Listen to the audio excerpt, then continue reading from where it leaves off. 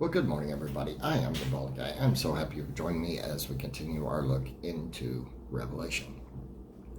Now, we're going to start a very detailed look at these particular 7 churches that Revelation was sent to. Okay, remember they already had the Torah that was being preached and all of the letters that the apostles had wrote.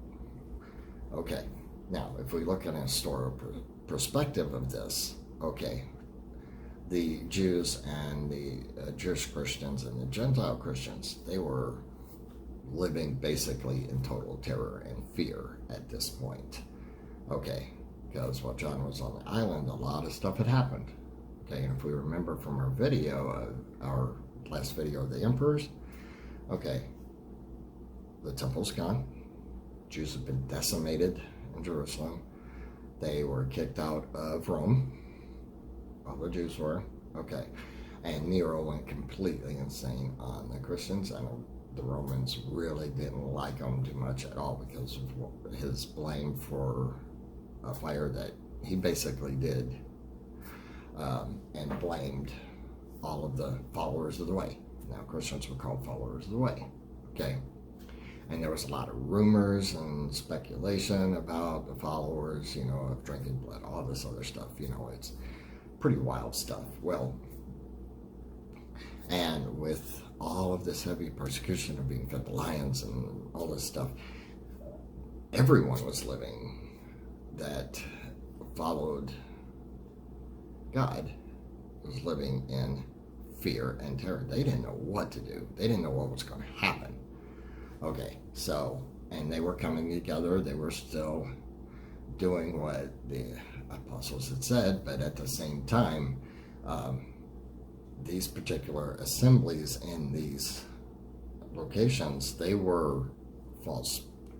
Teachers were coming in, and they were allowing things that were just totally wrong. So, God had to put a quench to this, and he used John's situation, and you can see God is like amazing because you can see that these locations were so important to, first, to be able to spread the word, and 2, to be able to correct and make sure that they were doing it right. Okay? And it also gives us a very good principle, like I've said before, of how we, our assembly, our gathering, coming together and preaching of God's word was so important. Okay. Now, each location had a pastor or a preacher that would actually, an angel of God, so to speak, that would preach from all these letters and going back to the Torah to explain Jesus and the gospel and the stuff and spread it. Okay, but there were also others that had come in and were either adding stuff and doing all of this, and it was becoming a mess. Okay, so not only were they living in fear, but they were also getting false teachings at the same time and living that way. And some of them were being lazy and not really doing too much because they just were, just making sure that they survived another day. And God wanted this. No, this ain't the way it needs to be.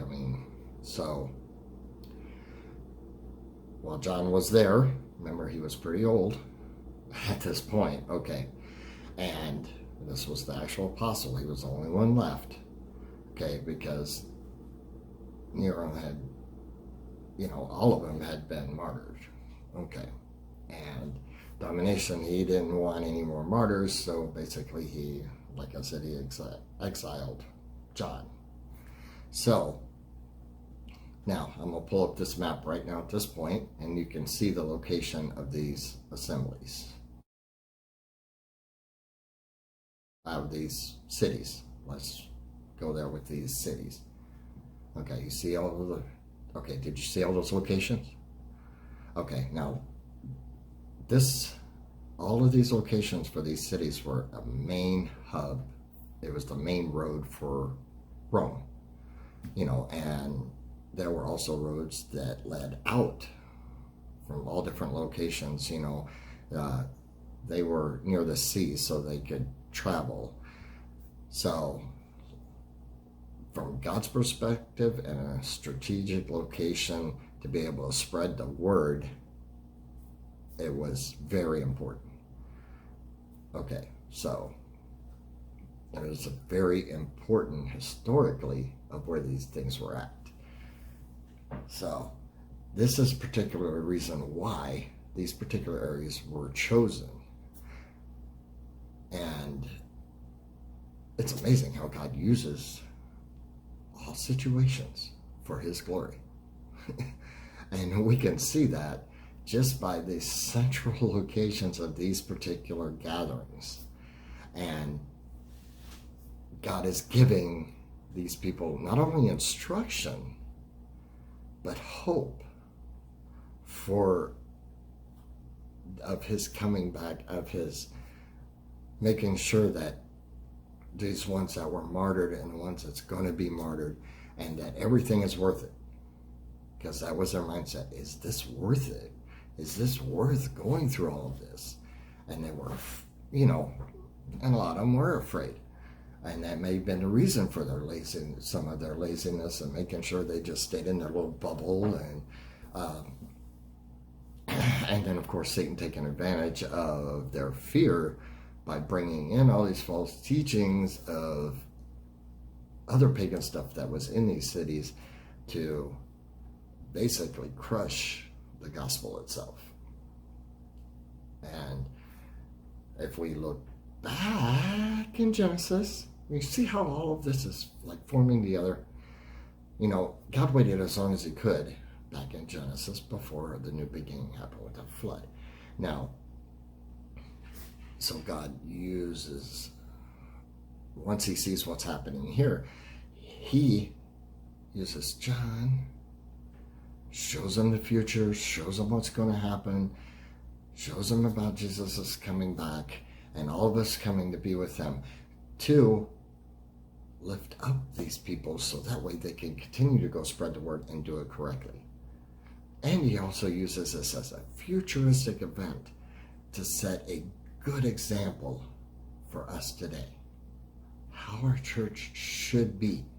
So if you go to each church and look at the corrections they need to do, you have a template, a perfect template of what our assembly, what our coming together, what our gathering should be, of worship, of using God's word.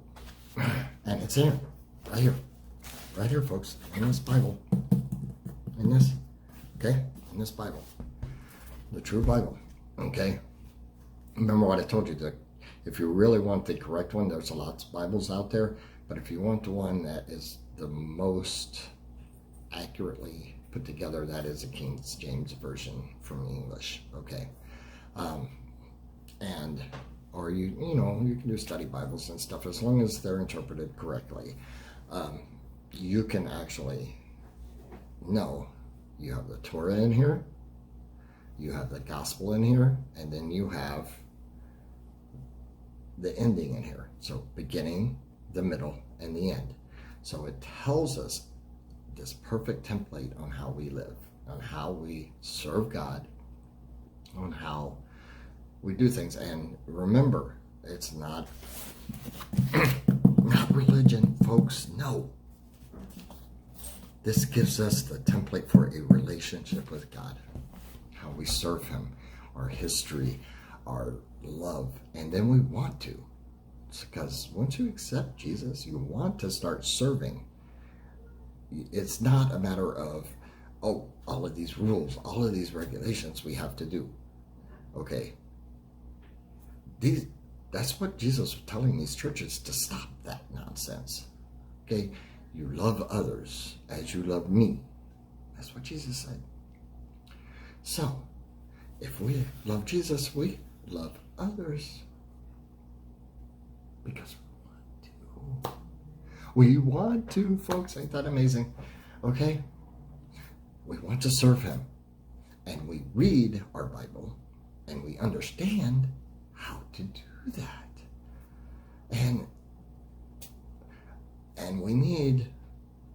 people telling others that it's not about rules, regulations, that you have to do this and you have to do that.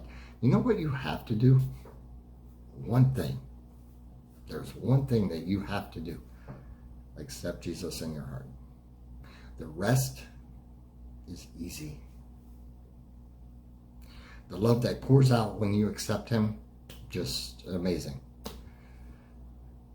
That is my final thought for this video, is that the love is poured out amazingly, and it gives us extreme hope. And that's what Revelation does for us. It gives us extreme hope.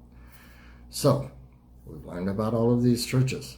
Okay, now, in the next video, we're going to dive into each one of them. What happened to them? Okay, why did Jesus have John write this to correct them? What were they doing? And then, what needed to be done from there? What happened to them after? What's the historical thing to this? Because learning about each one of these is very important, because each one of these was the central aspect for going and spreading the word throughout the world, okay? And that's what they had to do. They taught others, and they built up someone that would go back to their homeland and build another church, another gathering, and so forth and so on. And it would continue. And it did continue throughout the world, and we saw that today. That's how the gospel reaches throughout the world, folks, to us. But we've got to do it correctly. And just like these churches did, somehow we have let false teachers in, we have let false preachers in, and they started focusing on, you have to do things a certain way, that God is a genie in a bottle that's going to give you every wish, you know, if you accept Christ, that you have to do this, that you have to do that. We need to stop that. It is not about that. It's about loving on others. It's about building each other up. It's about this personal relationship with God that's poured out onto other people. And then the final aspect, despite what the world does to us, this final hope we have, just every generation look for Jesus' coming, as we do too. Now later we will get into rapture and all this other stuff that's in here, but the most important thing, always remember Revelation, this is a book of hope. It is a book of the future of being with Jesus. That is the main aspect of this, to give us our eternal hope back. To reaffirm what Jesus said, that he is the way, he is the truth, he is the life, and you will be with him in paradise. Just as that thief was on the cross, that's where you will be. Okay? Alright, so my next video, we will focus on, the first one is Ephesus. Okay? So, I am the bald guy. I'm out of here. I want you guys to have a great day. Remember, stay in a relationship, folks. Okay? Don't focus on any religious stuff. Just stay with the relationship, because it is an amazing, beautiful relationship if you just let it happen. Get yourself out of the way. Okay? I am the bald guy. I am out of here. Love you, folks.